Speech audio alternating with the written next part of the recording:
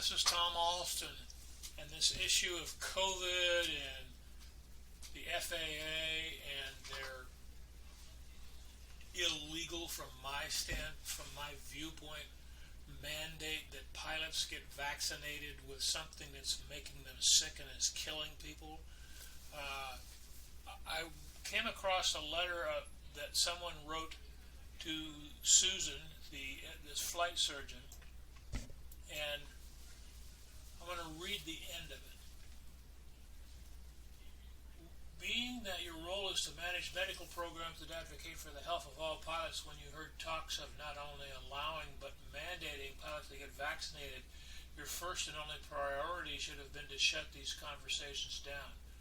Regardless of your political affiliation, personal views on getting vaccinated, or pressure from colleagues and outsiders, allowing pilots to put any substance in their body that has not had the appropriate clinical trials and abundant data to back its safety goes directly against what the FAA has always stood for in regards to holding a medical.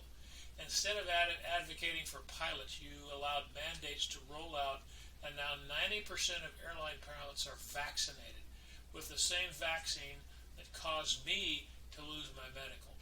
When a pilot holds a first-class medical, it means that they can be trusted with the safety of the general public.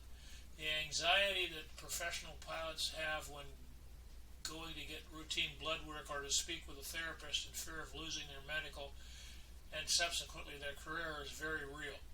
Prior to vaccine mandates, the aviation community understood these rigid restrictions on medications and therapies for their physical and mental health. 1 year into the mandates, pilots who have passed the very extensive medical screening are now suffering from heart attacks and medical emergencies in the cockpit with no comments or further investigations from you or your colleagues. Since my livelihood doesn't rely on my compliance, I feel I have a personal responsibility to tell you that has become increasingly hard to believe the health and safety of pilots is a priority for you and the FAA.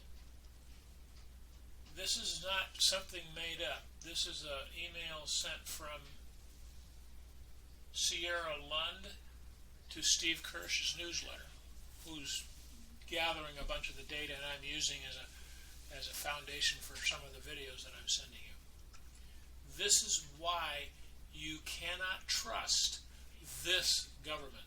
Usually you can't trust our U.S. government on a lot of ways, but this is evil. This is wrong. And this is a government completely controlled by money from Big Pharma. There's no other way that this works.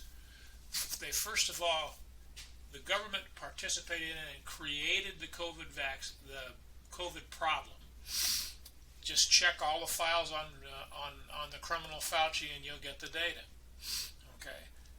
Then they asked Big Pharma to create some medicine to react to it, because it certainly doesn't meet the definition of a vaccine. And Big Pharma says, oh, good, a whole bunch of people that we can charge money to. You realize that if you're getting it for free, they're charging the government at their retail rates. So the government funded this whole thing. It's all about control. And control, bad control. It's evil. It's something that shouldn't have been allowed to exist.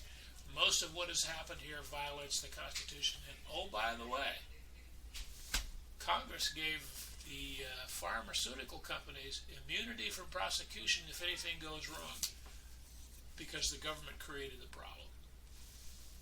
It's ridiculous. It's absolutely ridiculous.